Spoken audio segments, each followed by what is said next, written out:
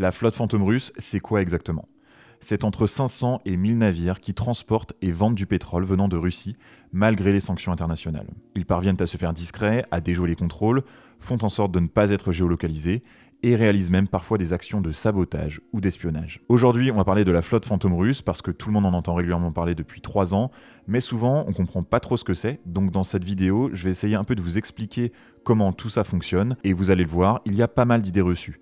Et j'espère qu'à la fin de cette vidéo, vous aurez une meilleure compréhension de comment la Russie fait pour continuer à maintenir son économie à flot. Et il y a des chances que vous aussi, vous soyez victime d'espionnage. Alors pas spécialement de la Russie, mais d'entreprises qui récoltent vos données sans votre consentement. Ce sont les data brokers, et Inconi, le partenaire de cette vidéo, est là pour s'en occuper pour vous. Les data brokers, ce sont en fait des courtiers en données. Ce sont des gens qui rassemblent des données vous concernant. Ça peut être votre nom, prénom, pseudo, email, numéro de téléphone, habitude de consommation, etc. Et ensuite, ils vendent ça à des entreprises, et c'est comme ça que vous vous retrouvez spammé d'emails et d'appels. Et parfois, on n'est pas juste sur de la pub intempestive, mais carrément sur des arnaques. Donc ça, c'est le problème, et tout le monde est touché, et moi aussi. Et Inconi, c'est la solution que je vous propose. Concrètement, vous pourriez vous-même aller faire le ménage de vos données, faire les demandes de suppression, etc. Mais le problème, c'est que c'est beaucoup trop long, évidemment. Donc Inconi va le faire pour vous. Vous renseignez quelques-unes de vos infos, il va aller trouver pour vous, automatiquement, les bases de données qui les contiennent, et faire les demandes de suppression. Et si c'est quelque chose que vous n'avez jamais fait, et que vous traînez les mêmes numéros de téléphone ou adresses email depuis 10 ans, vous allez être surpris du nombre de bases de données qui contiennent vos infos. Donc si vous voulez mettre au propre vos données sur le web, cliquez sur le lien en description, vous avez 60% sur l'abonnement annuel. Et il y a aussi plusieurs types d'abonnements, standard, illimité, famille ou famille illimitée. Et l'avantage avec les abonnements famille, c'est que vous pouvez mettre dessus des membres de votre famille qui seraient plus vulnérables, comme des grands-parents par exemple. Voilà, vous savez tout, donc n'hésitez pas à aller jeter un œil, et vous le savez, c'est un des meilleurs moyens aussi de soutenir la chaîne, donc merci si vous le faites. Et maintenant, on peut retourner à la vidéo. Alors déjà, je vais vous donner quelques ordres de grandeur concernant le secteur des hydrocarbures russes, parce qu'il faut comprendre à quel point c'est un enjeu central pour l'économie du pays. Avant les sanctions, les secteurs pétroliers et gaziers représentaient environ 60% des exportations russes en valeur et 40% des revenus du budget de l'État. Donc c'est absolument énorme. Vous voyez sur la carte les principales zones de production de pétrole et gaz. Les gisements de pétrole les plus productifs sont Priopskoye et Samortlovskoye, et pour le gaz, c'est Urengoy et Yangburg. Vous voyez aussi les oléoducs et gazoducs, les plus importants suivent un axe Russie-Europe de l'Ouest. Le secteur des hydrocarbures est central car c'est la première source de recettes de l'État. Notamment, ça a permis d'alimenter le fonds souverain du pays, dans lequel le gouvernement a largement pioché depuis 3 ans pour financer sa guerre. Mais j'ai fait une vidéo entière sur l'économie russe début 2025, donc si vous voulez connaître tout ça dans les détails, pensez à aller la regarder. Alors logiquement, lorsque la guerre éclate, les Occidentaux sanctionnent le secteur des hydrocarbures russes pour taper son économie. Des sanctions avaient déjà été émises depuis 2014 avec l'invasion de la Crimée et les événements au Donbass, mais fin 2022, un nouveau paquet de 6 sanctions a été imposé à la Russie. Il concerne un embargo sur l'importation de pétrole brut par voie maritime et sur la majorité des produits pétroliers. Et au final, environ 90% du pétrole russe importé par l'UE était couvert par cet embargo. Alors là, on se dit... Ok, mais la Russie peut toujours vendre à d'autres pays. Et bien pour contrer ça, un prix plafond a été imposé, fixé à un maximum de 60 $ le baril, alors qu'à partir de fin 2022, on tournait plutôt entre 75 et 95 $ le baril. L'idée, c'est que si un navire transportant du pétrole russe vend ce pétrole plus cher, alors les entreprises qui assurent ce navire doivent cesser de l'assurer, ce qui théoriquement doit l'empêcher de naviguer. Et donc comme les entreprises maritimes veulent que leurs navires puissent naviguer, évidemment, elles respecteraient cette limite de 60 $ le baril.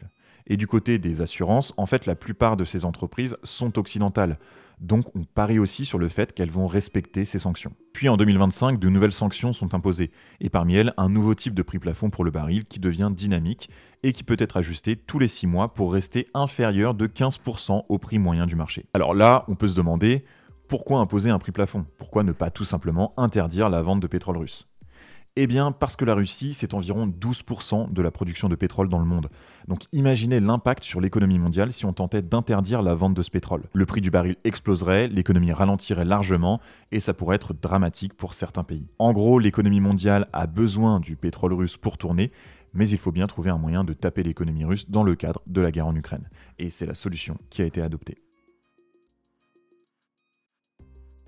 Alors forcément, la Russie étant tapée au portefeuille, elle a besoin de réagir. Déjà, les Occidentaux n'achetant quasiment plus de pétrole russe, La Russie a dû se tourner vers de nouveaux clients ou augmenter ses exportations vers des clients déjà existants et non occidentaux.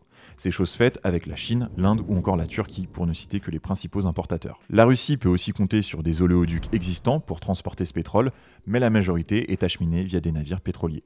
Et c'est là qu'entre en jeu la fameuse flotte fantôme russe. Alors rappelez-vous, je vous disais que les sanctions consistent à pousser les compagnies d'assurance maritime occidentales à sanctionner les navires qui dépassent le prix plafond du baril de pétrole russe.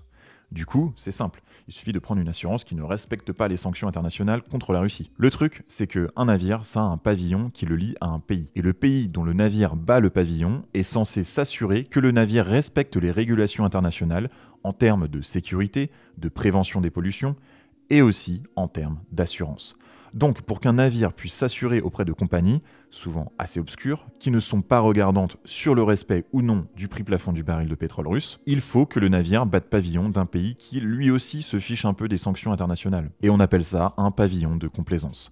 En gros, vous battez pavillon d'un pays qui se fiche un peu des règles, ou en tout cas qui se montre très souple, et vous êtes tranquille. C'est ce que font les navires de la flotte fantôme russe.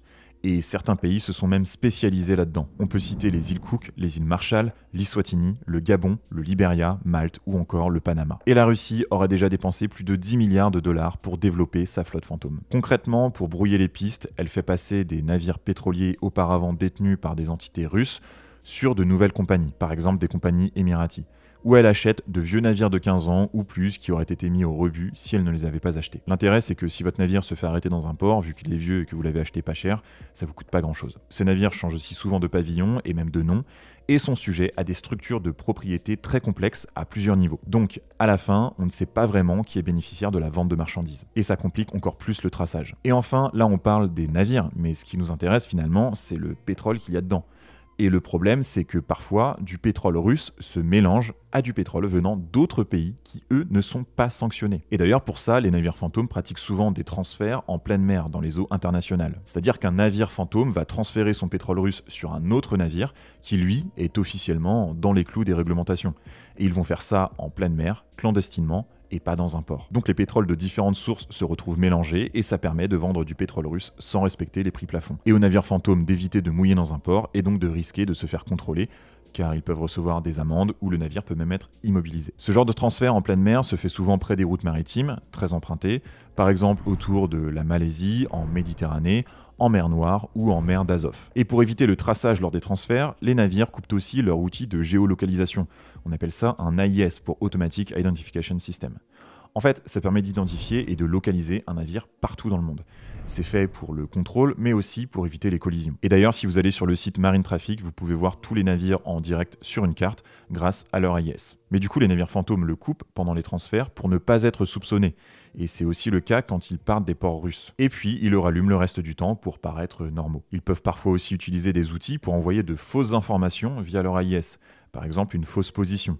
Donc admettons qu'ils sont dans un port russe pour embarquer du pétrole, et bien là, ils vont envoyer de fausses données pour faire croire qu'ils sont autre part. Et détail important, c'est le pays du pavillon du navire qui est censé faire respecter le bon usage de l'AIS, d'où encore une fois l'intérêt des pavillons de complaisance. Alors l'historique des activités de l'AIS d'un navire peut être contrôlé dans certains ports et les navires peuvent être sanctionnés ou gardés de force s'il y a des irrégularités. Du coup, les navires fantômes évitent tout simplement les ports qui font un peu trop de zèle à ce sujet. Et enfin, sur le sujet des transferts en pleine mer, je disais donc que des navires qui habituellement respectent les règles vont recevoir le pétrole russe du navire fantôme. Mais du coup, dans ce cas précis, on peut aussi considérer que le navire recevant le pétrole fait un peu partie de la flotte fantôme russe, ou en tout cas, il participe à tout ce processus. En fait, là où je veux en venir en vous disant ça, c'est que la flotte fantôme, elle n'est pas figée. Des navires participent aux activités russes, puis arrêtent, puis recommencent, et ça complique encore les choses. Les navires ne sont pas estampillés navires fantômes russes. Alors du coup, est-ce qu'on peut chiffrer le nombre de navires composant cette flotte fantôme ? C'est difficile, mais on serait aux alentours de 1000 navires actuellement, alors qu'on était plutôt à 200 en 2022. Donc cette croissance montre aussi à quel point c'est quelque chose d'important pour la Russie. Et actuellement, environ 350 navires ont déjà été sanctionnés. Et pour vous donner un ordre de grandeur, parce que vous devez vous demander si c'est beaucoup ou pas, ces 1000 navires représentent environ 20% de la flotte mondiale de navires pétroliers. Donc oui, c'est beaucoup. Et en juin 2024, ça représentait environ 4 millions de barils par jour, soit 65-70% des exportations de pétrole russe qui partent par la mer. On a aussi des estimations qui donnent des chiffres d'augmentation l'utilisation de passages de navires fantômes à certains points des routes maritimes mondiales et qui compare la première moitié de l'année 2022 à la première moitié de l'année 2024. C'est plus 277% passant par les détroits du Danemark, plus 355% pour le passage entre la France et le Royaume-Uni, plus 649% pour le canal de Suez, plus 151% pour le détroit de Malacca et plus 351% pour le détroit de Corée. Et encore une fois, ces chiffres montrent l'importance de la flotte fantôme pour l'économie russe. Et sur ce graphique, vous pouvez voir l'évolution entre avril 2022 et avril 2024 par zone maritime en barils par jour. C'est flagrant. Et d'ailleurs, on peut aussi voir que la situation pousse la Russie à développer la route du Nord, donc via l'Arctique.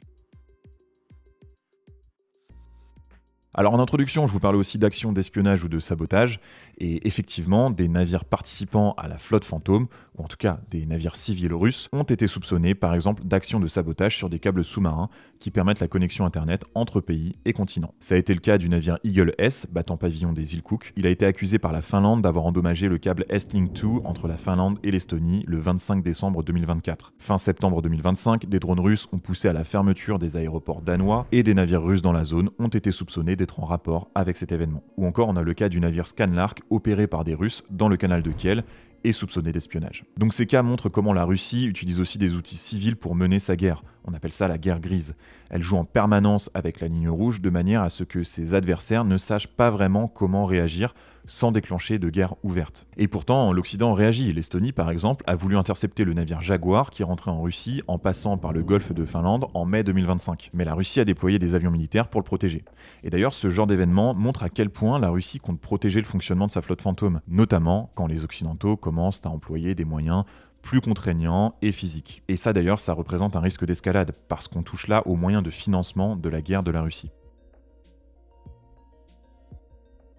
Alors au final, est-ce que la flotte fantôme russe parvient à maintenir à flot l'économie russe? Il est difficile de répondre à cette question, mais ce qu'on peut dire, c'est que la Russie est parvenue à éviter la chute des revenus tirés de la vente de pétrole, parce qu'elle a mis en place cette flotte fantôme, mais également parce que les sanctions occidentales sont en réalité très peu appliquées. En fait, pour vérifier le plafonnement du prix du pétrole russe, les autorités des pays impliqués dans les sanctions doivent logiquement disposer d'informations sur le prix de vente de chaque cargaison, de chaque navire qui vient de Russie.